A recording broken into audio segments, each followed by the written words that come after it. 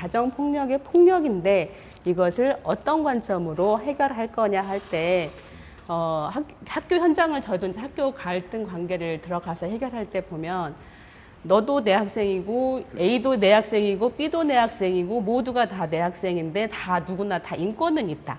그래서 네 말도 들어보고 네 말도 들어보고 그래서 내가 여기서 중재해 줄게. 진실이 뭐야 이렇게 가름하려고 하거든요. 그런데 그것의 오류가 뭐냐면 아까 말씀드린 대로 때리는 아이는 왜 때릴까요?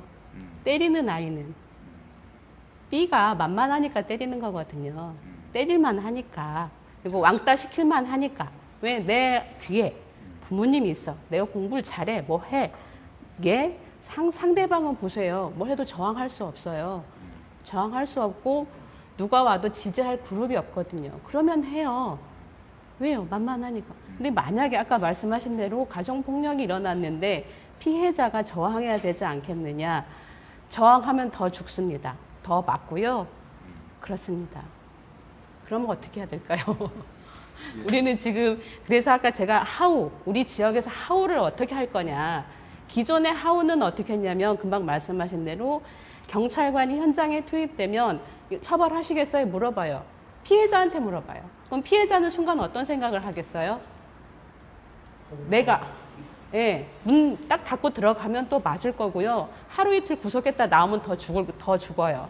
그리고 또 하나가 뭐냐면 구속되면 우리 경제권은 어떡하지? 우리 지금 가족 살아야 되는데? 그러면 피해자는 뭐라고 말합니까? 아니요.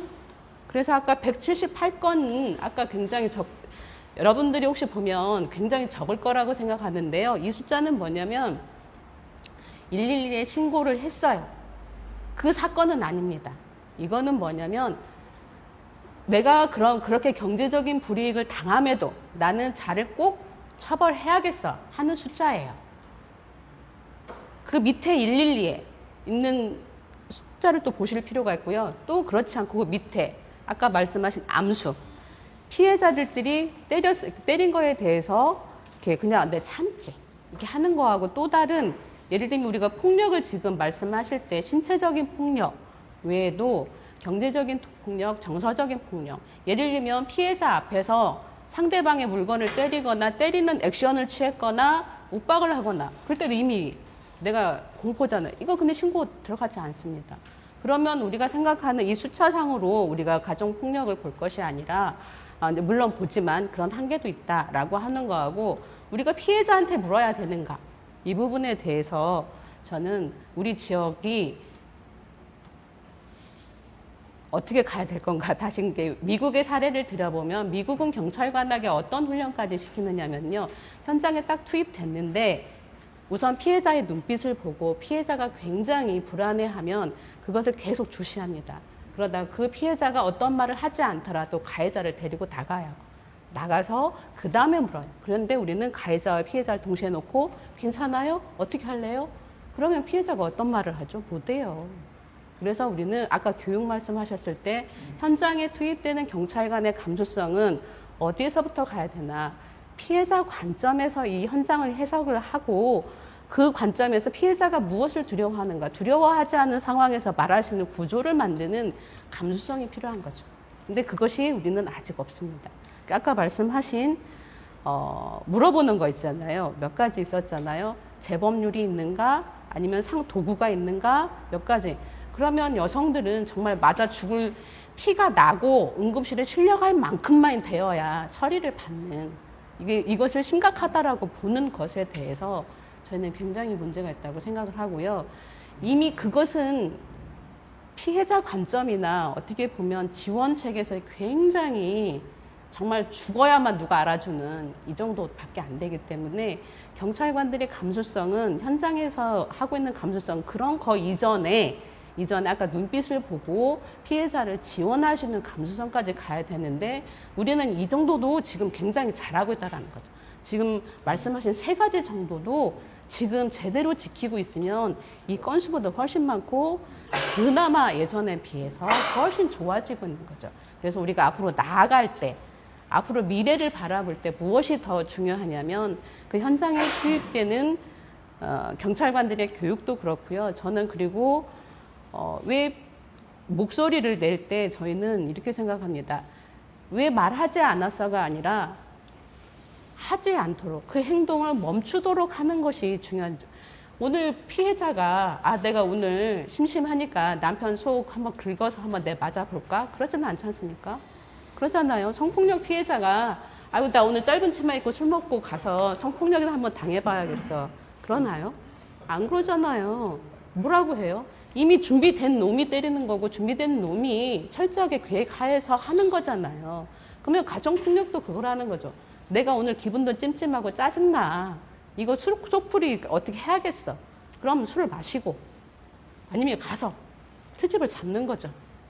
그 트집의 여러 가지 종류 중에 뭐가 있냐면 심지어는 자는데 깨웠다고 출근하라고 때렸다. 출근하라고 깨우는 것도 때리고요. 아무튼 저희 기관이 가정폭력 가해자를 상담을 합니다.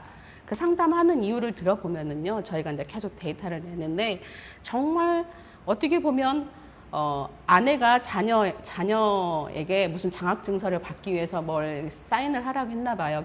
이렇게 자녀가 엄마한테 보여줬는데 엄마가 그냥 급하니까 사인해서 보냈나 보죠. 그러니까 자기에게 물어보지 않았다. 허락받지 않았다. 그래서도 때려요. 그래서 이유는 뭐냐면 맞을 짓은 세상에 없어요. 때리려고 내가 맘먹고 때리는 놈만 있죠. 그래서 그 때리는 행위를 멈추도록 우리 지역 사회가 하는 거죠. 그래서 교육의 내용 아까 말씀하셨잖아요. 결혼하기 전에 교육을 하려면 그 교육을 해야 된다는, 때리지 않도록 하는 거. 맞았을 때 내가 어떻게 할 거냐는 그건 차운 거죠. 우리는 예방은 때리면 안 돼. 이건 인권 침해라고 하는 걸 중심으로 해야 되고, 예를 들면 같은 사람들끼리도 우리 지역 사회가 그렇게 돼야 되는 거죠. 야, 때리는 건 그 쓰레기 같은 짓이야. 이렇게 말을 해야 되는 거죠, 우리 지역 사회가. 그러니까 우리 정준영이도 그랬잖아요. 그 황금폰이라고 하면서 막 낄낄대면서 서로 돌려보고 그랬잖아요. 근데 그 중에서 몇몇이 야, 그건 쓰레기 같은 짓이야 라고 했다라면 얘가 계속 했을까요? 그래서 우리는 같이 하는 행위나 생각이 때리는 것은 당연한 거야가 아니라 때리는 건 쓰레기 같은 짓이야 라고 우리 지역 사회가 말만 한다면 그건 충분히 창피해서도 못 때리죠, 내가. 실제로 그거의 반증은 뭐냐면요. 가정폭력 가해자가 집에서는 왜 때립니까? 형사권이 없잖아요. 주변이 나를 안 보잖아요. 감시하지 않잖아요. 그리고 나한테 영향력이 없잖아요. 그런데 우리 지역 사회가 그것을 포착을 하고 야, 쟤 잘못됐어 라고 말하면 그건 줄죠. 그건 굉장히 줄을 거예요.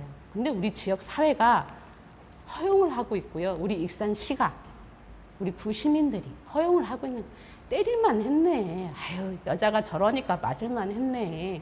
이러니까 다 허용해주고 있는 거잖아요. 우리가 그래서 우리 우리 익산시가 조폭도시라고 하면 때리는 거에 대해서 강자가 약자를 때리는 거에서 너무나 익숙한 것일 수도 있는데 이제는 그 분위기가 바뀌려면 야, 사람 때리는 건 쓰레기 같은 짓이야 라고 하는 캠페인이라도 있었으면 좋겠다는 거죠. 그리고 교육 내용도 지금 우리 지역 사회가 이런 교육을 하는 데가 있습니다. 부부 교육 하는 데가 있는데요. 주로 어디냐면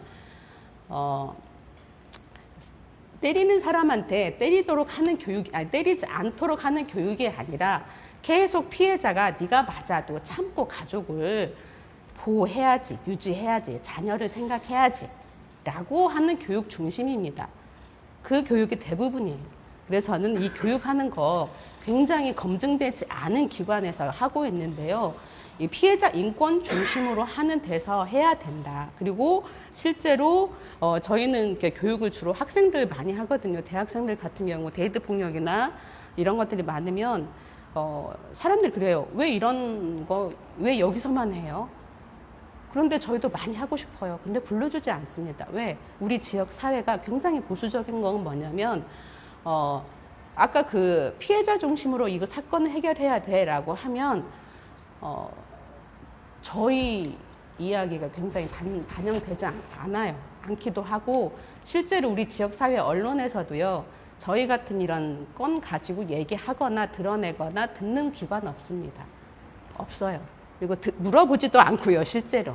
그냥 그렇습니다. 그건 이래서 저는 굉장히 여기서 이 일을 하면서도 그런 캠페인이나 어떻게 보면 그 우리 지역 사회 안에서 힘 있는 사람들이 우선 관점이 그거부터 바뀌어야 된다라고 생각하고요. 아까 그 조례는 저는 굉장히 좋다고 생각합니다.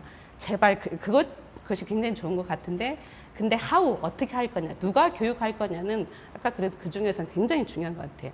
그냥 아무나 어떤 관점이 없이 이 폭력이 예방되는 관점에서 예방할 수 있도록 하는 측면에서 교육이 돼야 되는 거지, 그냥 둘이 이렇게 가정은 소중한 거니까 꼭 보호해야 되라고 한다면 피해자는 그 안에서 맞아 죽을 때까지 참습니다. 그거의 하나의 반증이 뭐냐면 자녀로 이렇게 대물림 되는데요. 이건 잠시 이렇게 오류가 있는데, 가정 폭력이 있는 가정 안에서 100% 가정이 이렇게 폭력이 대물림 되지는 않아요. 그 중에 한 60에서 70%만 대물림 돼요. 나머지 프로테이지는 본인이 굉장히 내가 저런 것을 봐서 나는 안 해야지라고 해서 개인적인 노력으로 자기 스스로가 그 대물림을 끊기도 해요. 근데 그 나머지 60에서 70% 아이들 중에는 누가 있었습니까? 우리 굉장히 그 연쇄살인범들이 있었죠. 그 사람들이 대부분이에요. 그렇기 때문에 가정폭력은 그래서 끊어야 돼, 우리 지역 사회가. 그래야 그렇게 갈 가능성 있는 아이들을 막아줍니다, 우리가. 네. 그래서 오늘 이렇게 말씀 이렇게 해주시면서 저는 이제 여러 가지 생각을 좀 많이 들었어요. 근데 우리 지역 사회가 조금 더 나아지려면 저는 아까 그 피해자에게 물어야 할 건 뭐냐면 어떻게 살까, 어떻게 도와줄까입니다. 너가 그 폭력 현장에 나왔을 때 내가 어떻게 도와줄까? 우리 지역사회가 어떻게 도와줄까? 이렇게 예를 들면 먹고 살게 해줘. 직장을 구하게 해줘. 직장 생활을 할 수 있게 해줘. 이런 것들을 한다면 해줘야 되죠. 그것을 도와주는 게 저는 피해자를 도와주는 거고요. 그 현장에서 나올 수 있게 도와주는 거라고 생각을 합니다.